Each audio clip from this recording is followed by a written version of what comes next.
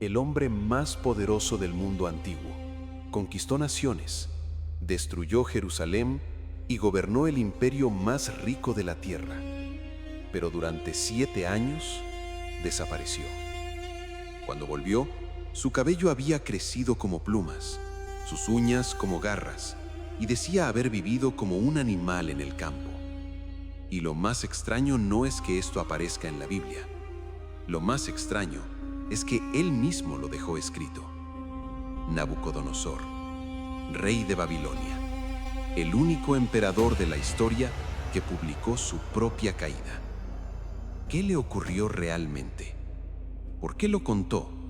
¿Y por qué esta historia, escrita hace 2500 años, suena más urgente hoy que en cualquier otro momento?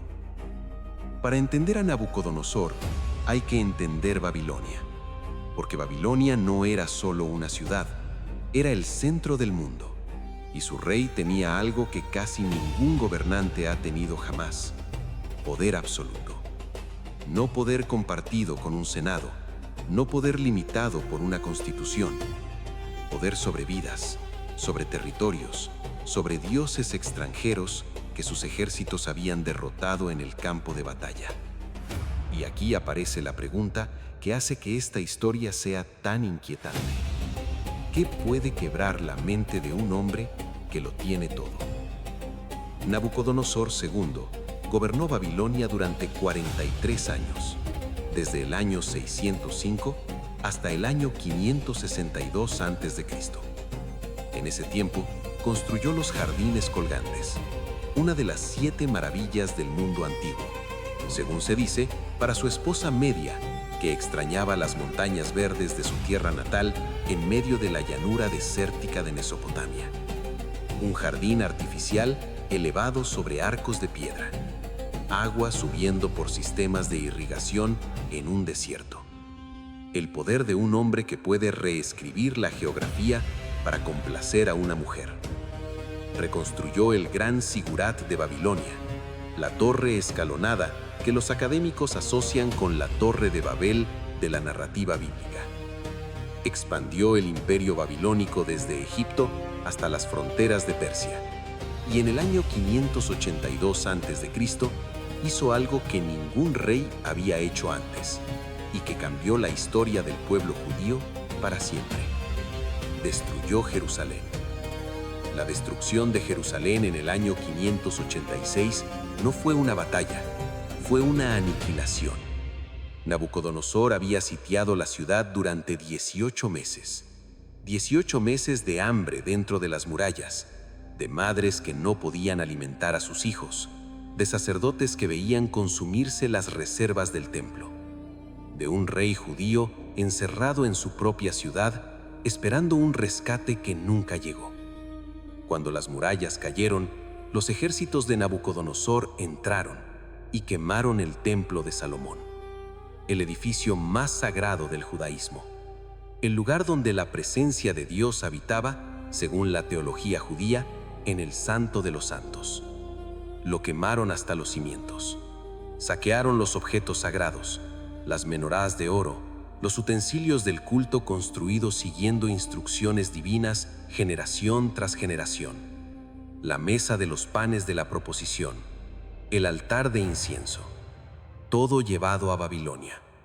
Y deportaron a la población, los artesanos, los sacerdotes, los escribas, los nobles, los guerreros, todos llevados a Babilonia en lo que la historia llama el exilio babilónico. Un pueblo sin tierra, sin templo, sin rey. El Salmo 137 lo dice con una precisión que 2500 años no han podido borrar. Junto a los ríos de Babilonia nos sentamos y lloramos acordándonos de Sión.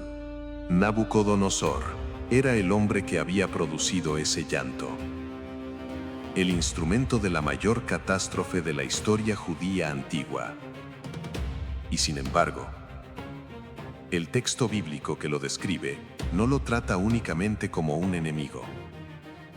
Lo trata como algo más complejo, como un hombre que recibió poder del cielo y que lo perdió por exactamente la misma razón. El libro de Daniel es el texto que más espacio dedica a Nabucodonosor. No por lo que describe sobre Nabucodonosor el conquistador, sino por lo que describe sobre Nabucodonosor, el hombre. El capítulo 2 comienza con un detalle que los historiadores encuentran notable. Nabucodonosor tiene un sueño que lo perturba profundamente. No cualquier sueño. Un sueño que siente que significa algo sobre el futuro, sobre los reinos del mundo. Algo que su mente no puede ignorar aunque no pueda explicarlo. Llama a sus sabios, sus astrólogos, sus adivinos, y hace algo extraordinario. No les dice el sueño. Les exige que lo adivinen. Si realmente tienen el conocimiento que dicen tener, dice el rey, díganme primero qué soñé y luego explíquenmelo. Sus sabios protestan. Eso es imposible. Ningún rey en la historia ha pedido algo así. Solo los dioses podrían saberlo. Nabucodonosor ordena ejecutarlos a todos. Aquí es donde Daniel entra en la historia. Daniel era un joven judío deportado a Babilonia. Había sido seleccionado para ser educado en la corte babilónica, para servir al rey que había destruido su ciudad y quemado el templo de su Dios. Cuando llega la orden de ejecución, Daniel pide tiempo. Y esa noche, según el texto, recibe en visión tanto el sueño del rey como su interpretación. Al día siguiente, se presenta ante Nabucodonosor y le dice algo que ningún sirviente extranjero diría a un rey en el mundo antiguo.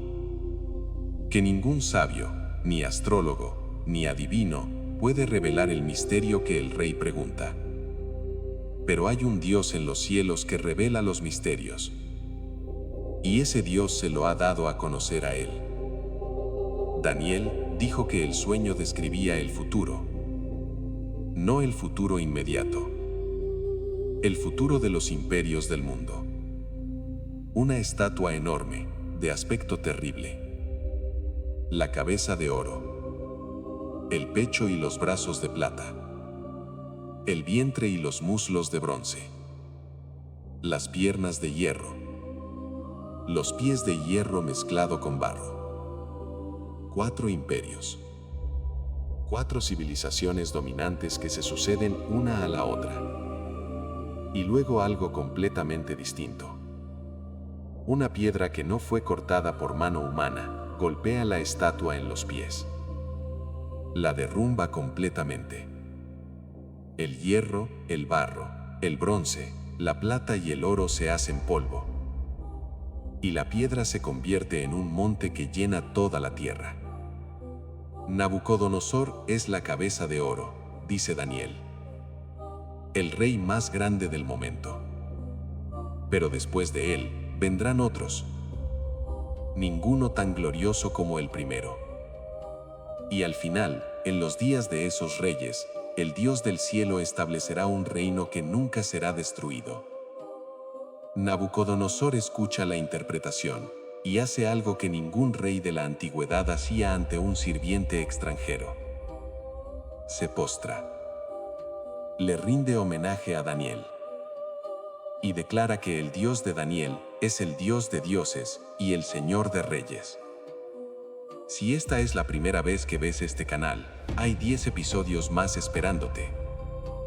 Cada uno reconstruye una pieza del mismo mapa. Suscríbete para no perder el siguiente. Que esa historia no termina ahí. Porque Nabucodonosor, que acaba de reconocer que hay un poder mayor que el suyo, hace algo en el siguiente capítulo que contradice completamente esa declaración. Construye una estatua de oro, no de múltiples metales como en el sueño, de oro puro, de 90 codos de altura, aproximadamente 45 metros, y ordena que todos los pueblos, naciones y lenguas del imperio se postren ante ella. El hombre que acababa de postrarse ante el Dios de Daniel, ahora exige que todos se postren ante una estatua de oro que él construyó. Esa contradicción es el núcleo de lo que el texto de Daniel está describiendo. Un hombre que comprende la verdad con su mente, pero no puede sostenerla con su corazón. Que reconoce el poder que lo supera y luego lo olvida. Que vuelve una y otra vez a la única narrativa que su ego puede sostener.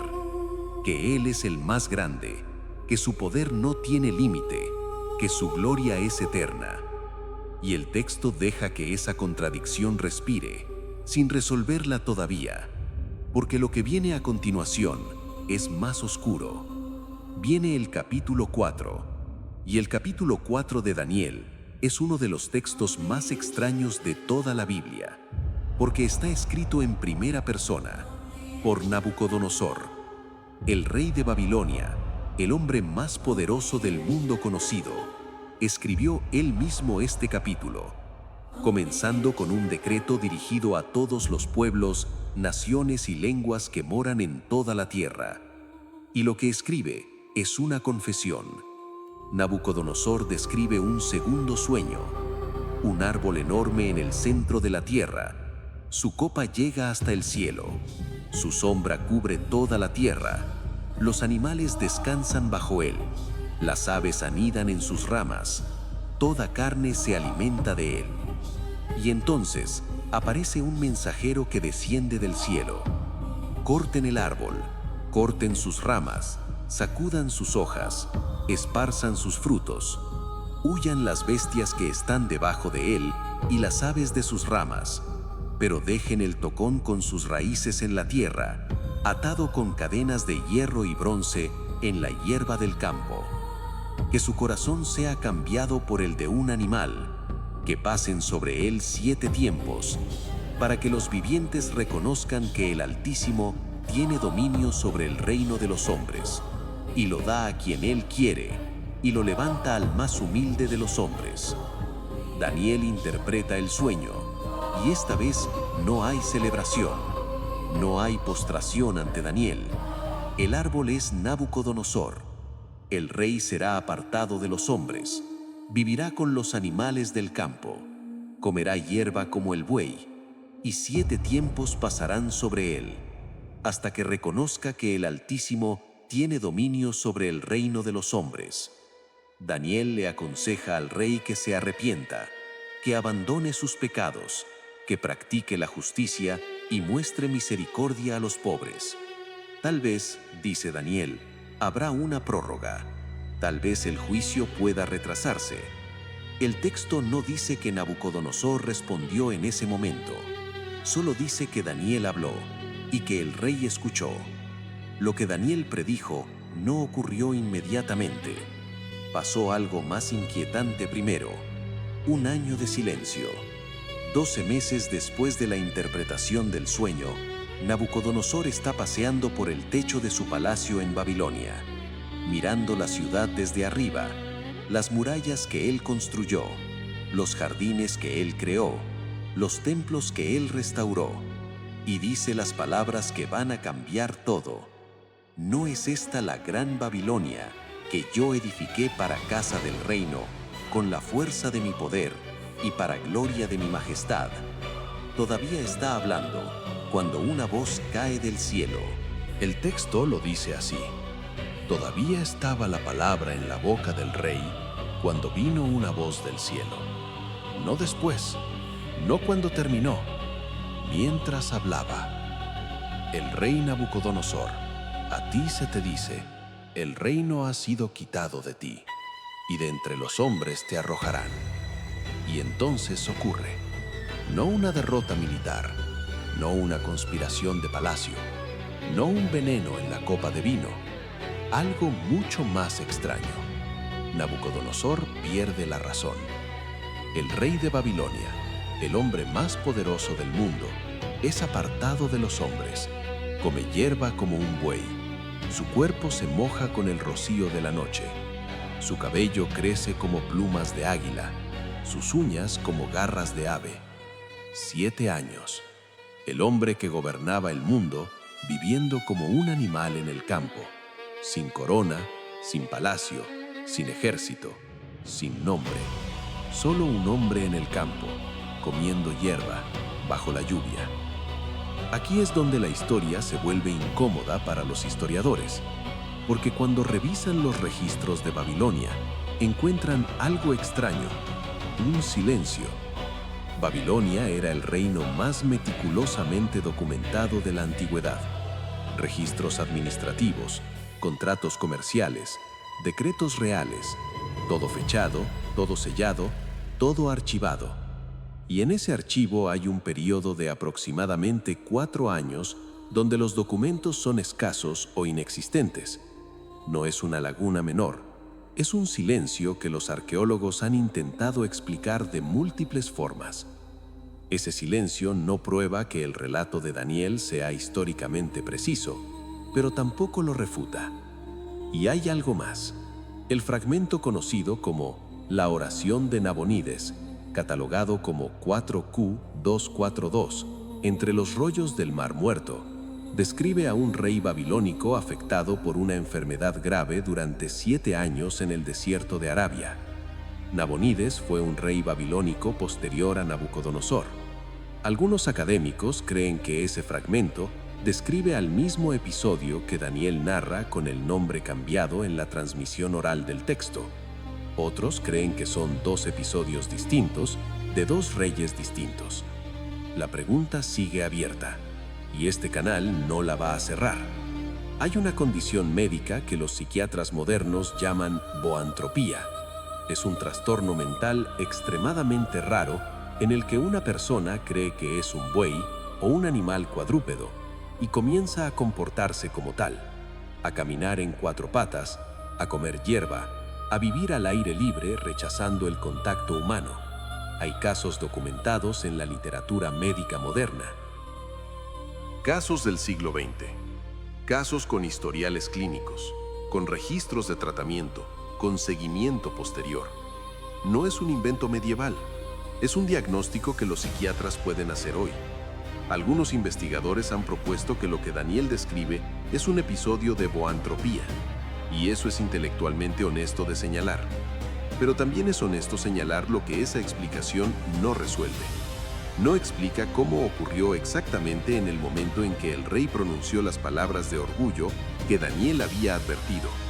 No explica por qué duró exactamente el tiempo que el sueño había predicho. No explica por qué, según el texto, ocurrió exactamente como fue anunciado y terminó exactamente como prometido. La boantropía coloca el evento dentro de un marco que la medicina puede reconocer. Pero lo que el texto describe tiene una estructura que la medicina sola no puede explicar completamente, lo cual no hace el relato más fácil de creer. Lo hace, si acaso, más perturbador, porque significa que lo que Daniel describe no es necesariamente una violación de las leyes naturales. Es algo que ocurre dentro de ellas, algo que la ciencia puede nombrar, pero no explicar completamente. Y esa es exactamente la zona donde las preguntas más difíciles viven. Este tipo de análisis no aparece en ningún otro lugar. Si llegaste hasta aquí, ya sabes que este canal es diferente. Suscríbete. Hay un hombre viendo este video ahora mismo. Tiene 60 años. Vive en el sur de Texas. Ha escuchado esta historia desde niño, en español, en la iglesia de su barrio. Siempre pensó que era una parábola, una advertencia religiosa, un texto para creyentes. Pero hoy está escuchando algo diferente. Que Nabucodonosor no es solo un personaje bíblico, es un rey documentado por la arqueología, con su nombre grabado en miles de ladrillos que todavía existen, con sus conquistas registradas en las crónicas babilónicas que están en el Museo Británico, con un silencio administrativo en los registros de su reino que ningún historiador ha explicado completamente, y que lo que Daniel describe sobre su caída podría haber ocurrido realmente, no como metáfora, como evento histórico. Y esa posibilidad que nunca consideró seriamente mientras escuchaba el relato en la iglesia de su barrio, lo está haciendo ver el texto con ojos completamente distintos. La historia de Nabucodonosor no termina con la locura, termina con algo que el texto describe con una economía de palabras notable. Al fin del tiempo, yo, Nabucodonosor, alcé mis ojos al cielo, y mi razón me fue devuelta. El texto lo dice con una economía de palabras notable.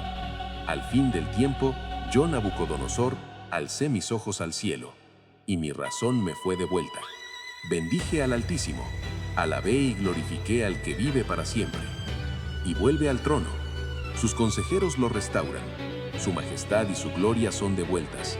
Y el rey que había dicho, ¿no es esta la gran Babilonia que yo edifiqué?, dice ahora algo completamente diferente. Dice que todos los habitantes de la tierra son considerados como nada, que el Altísimo hace según su voluntad en el ejército del cielo y entre los habitantes de la tierra, y que nadie puede detener su mano, ni decirle, ¿qué haces? El mismo hombre, el mismo trono, el mismo poder, pero una comprensión completamente diferente de dónde viene ese poder. ¿Es eso historia? ¿Es teología? ¿Es psicología? ¿O es las tres cosas al mismo tiempo? Si tomamos el relato de Daniel como registro histórico, estamos ante algo extraordinario.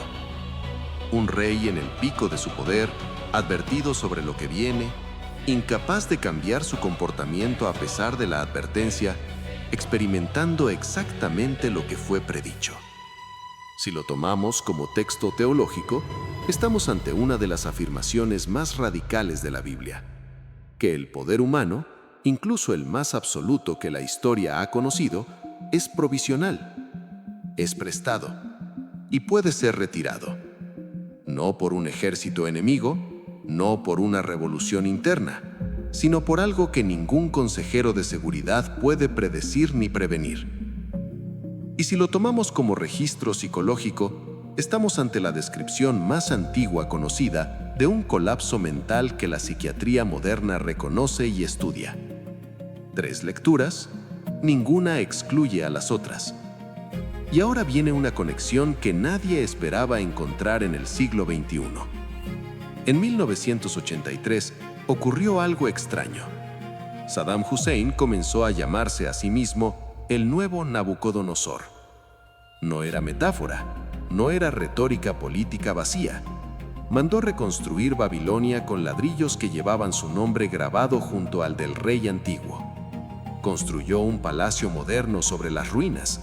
Se presentó ante su pueblo como el heredero del gran imperio, el continuador de la gloria babilónica, el restaurador del poder mesopotámico frente a Occidente. 20 años después, fue encontrado escondido en un agujero bajo tierra, sin ejército, sin palacio, sin imperio. No en un trono, en un agujero.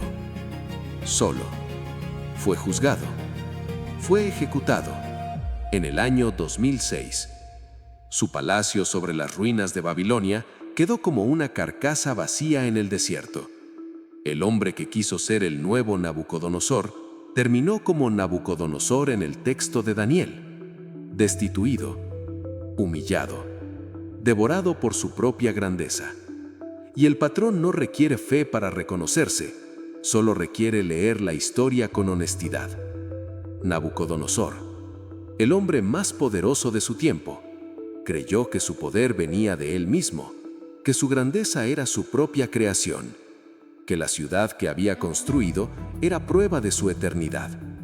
Hasta que perdió todo, hasta que caminó entre el ganado y comió hierba bajo la lluvia, hasta que levantó los ojos al cielo, y entonces recuperó todo. No porque recuperó su ejército, no porque sus generales lo reinstalaron, sino porque comprendió algo que antes era incapaz de sostener, que el poder que gobernaba el mundo no era suyo, era prestado, y que la única diferencia entre un rey en el trono y un animal en el campo es la comprensión de esa deuda. Así que te hago la pregunta que esta historia plantea desde hace 2500 años. Cuando lees la historia de Nabucodonosor, ¿ves una advertencia espiritual? ¿Un colapso psicológico documentado en el texto más antiguo que la psiquiatría moderna puede identificar? ¿Una profecía que Daniel entregó y que se cumplió exactamente como fue descrita? ¿O un patrón que aparece cada vez que un imperio cree que su poder es eterno y que la historia confirma una y otra vez sin que los imperios aprendan? Escríbelo en los comentarios. porque la conversación que va a surgir debajo de este video puede ser más interesante que el video mismo. Código profético. No estamos aquí para cerrar el debate. Estamos aquí para abrirlo.